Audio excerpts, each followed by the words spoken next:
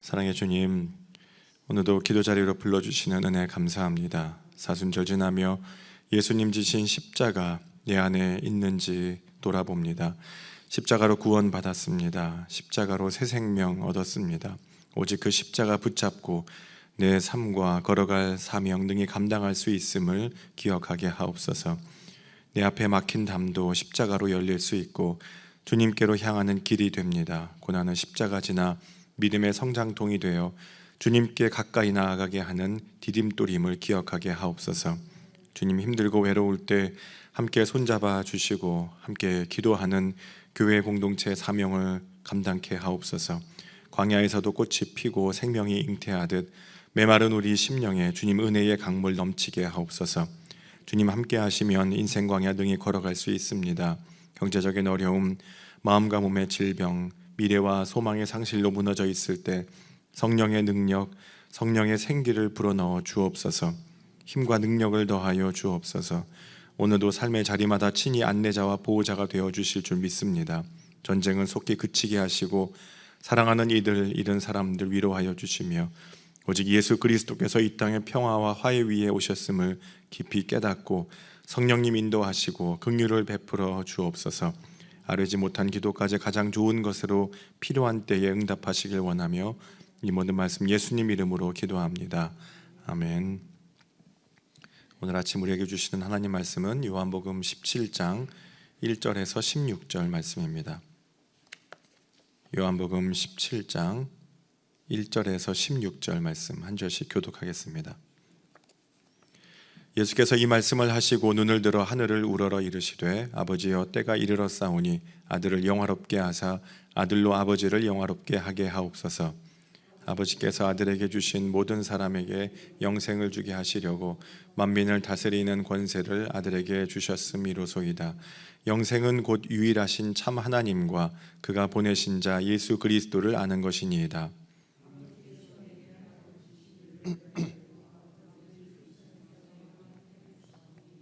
아버지여 창세전에 내가 아버지와 함께 가졌던 영화로서 지금도 아버지와 함께 나를 영화롭게 하옵소서. 세상 중에서 내게 주신 사람들에게 내가 아버지의 이름을 나타내었나이다. 그들은 아버지의 것이었는데 내게 주셨으며 그들은 아버지의 말씀을 지키었나이다. 지금 그들은 아버지께서 내게 주신 것이 다 아버지로부터 온 것인 줄 알았나이다. 나는 아버지께서 내게 주신 말씀들을 그들에게 주었사오며 그들은 이것을 받고 내가 아버지께로부터 나온 줄을 참으로 아오며 아버지께서 나를 보내신 줄도 믿었사옵나이다. 내가 그들을 위하여 비옵나니 내가 비옵는 것은 세상을 위함이 아니요 내게 주신 자들을 위함이니이다. 그들은 아버지의 것이로소이다. 다 아버지의 것이요 아버지의 것은 내 것이온데 내가 그들로 말미암아 영광을 받았나이다. 나는 세상에 더 있지 아니하오나 그들은 세상에 있사옵고 나는 아버지께로 가옵나니 거룩하신 아버지여 내게 주신 아버지의 이름으로 그들을 보존하사 우리와 같이 그들도 하나가 되게 하옵소서. 내게 주신 아버지의 이름으로 그들을 보존하고 지키었나이다. 그 중에 하나도 멸망하지 않고 다만 멸망의 자식뿐이오니 이는 성경을 응하게 함이니이다. 지금 내가 아버지께로 가오니 내가 세상에서 이 말을 하옵는 것은 그들로 내 기쁨을 그들 안에 충만히 가지게 하려 함이니이다. 내가 아버지의 말씀을 그들에게 주었사오매 세상이 그들을 미워하여 싸우니 이는 내가 세상에 속하지 아니함 같이 그들도 세상에 속하지 아니함으로 인함이니이다. 내가 비옵는 것은 그들을 세상에서 데려가시기를 위함이 아니요 다만 악에 빠지지 않게 보존하시기를 위함이니이다. 내가 세상에 속하지 아니함 같이 그들도 세상에 속하지 아니하여 싸움나이다. 아멘. 오늘 우리가 읽은 요한복음 17장은 예수님의 기도입니다. 이 본문을 예수님의 대제사장적 기도라고 합니다. 왜냐하면 예수님께서 이제 십자가를 지시기 전에 제자들과 그리고 장차 믿게 될 모든 성도들을 품고 하나님 아버지께 중보하고 계시기 때문에 그렇습니다. 이 기도는 갑자기 나온 기도가 아니라 요한복음 13장부터 16장까지 이어진 고별 설교의 절정이라고 볼 수 있습니다. 예수님은 제자들의 발을 씻기시죠. 또 서로 사랑하라고 말씀하시죠. 성령을 보내주시겠다 약속하시죠. 그리고 세상에서 환난을 당하지만 담대하라 이렇게 말씀하십니다. 그리고 마지막에 기도하십니다. 말씀하신 주님이 이제 기도하시는 것입니다. 가르치신 주님이 이제 품으시는 것입니다. 예수님은 십자가를 앞에 두고 자기 고난만 바라보는 것이 아닙니다. 남겨질 제자들을 보셨고, 그리고 그들의 연약함을 보셨고, 그리고 앞으로 그들이 어떤 세상 속으로 들어가게 될 것을 알고 계셨습니다. 그리고 마지막 밤에 그들을 위해 기도하는 것입니다. 이것이 얼마나 큰 위로가 되는지 모릅니다. 우리가 주님을 붙잡죠. 그런데 우리가 주님을 붙잡기 전에 주님께서 우리를 붙잡아 주셨습니다. 우리를 위로해 주셨습니다. 우리가 믿음을 지키려고 애쓰기 전에 예수님께서 먼저 우리의 믿음을 위해 기도하셨다는 것입니다.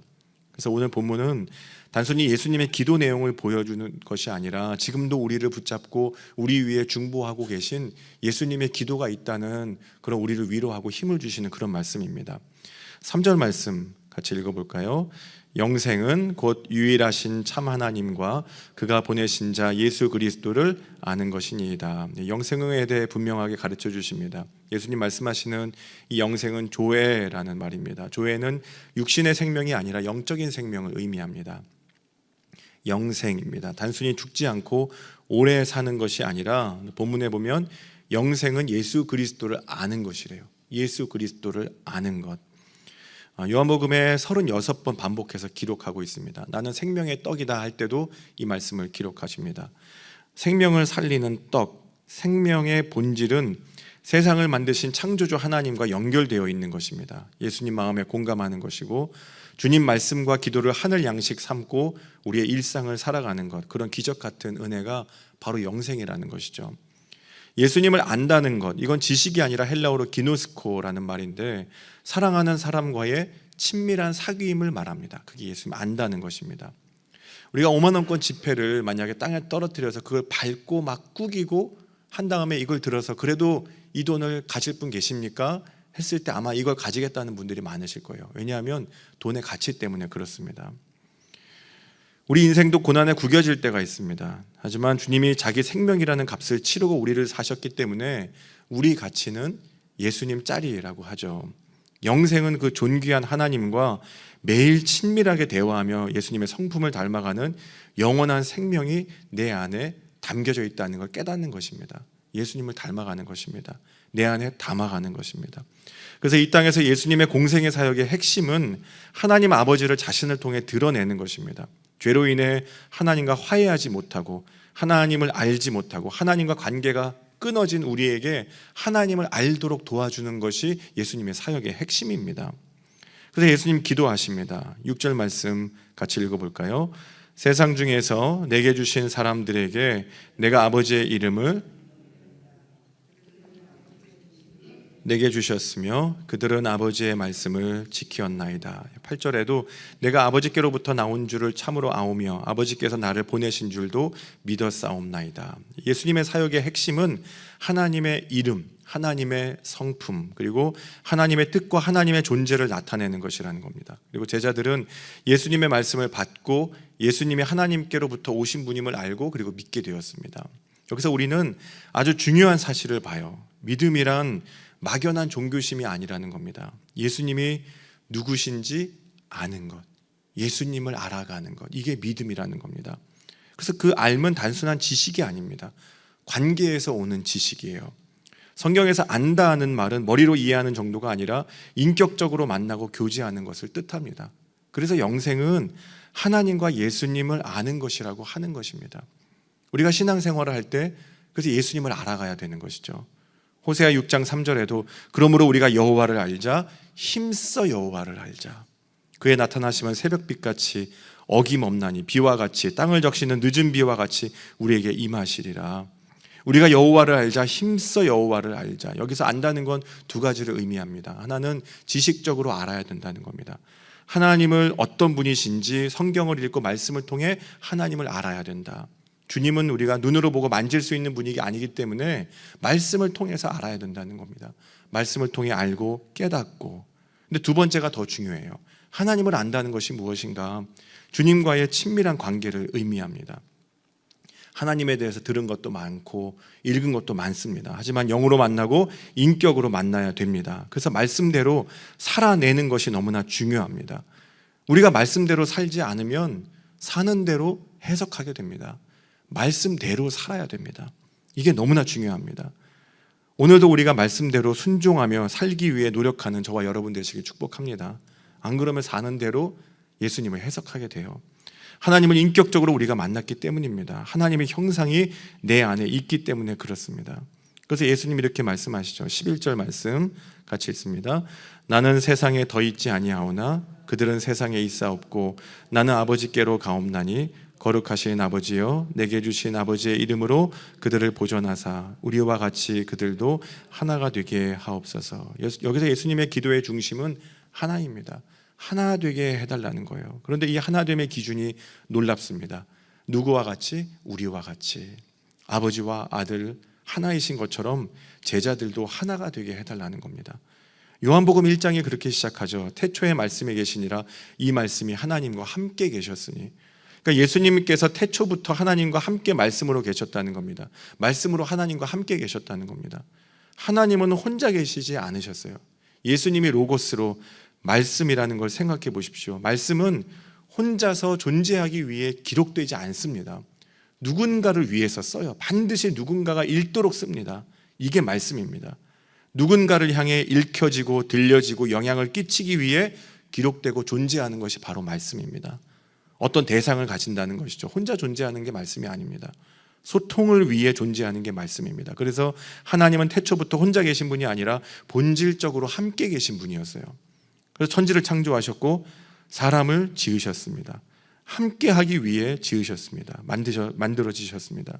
이 하나됨, 이 말씀이라는 것, 단순히 사이좋게 지내는 정도가 아니라 이해관계가 맞아서 함께 있는 것이 아니라 하나님과 예수님의 사랑과 진리와 교제 안으로 들어가는 하나됨입니다. 그래서 교회가 왜 하나 되어야 될까요?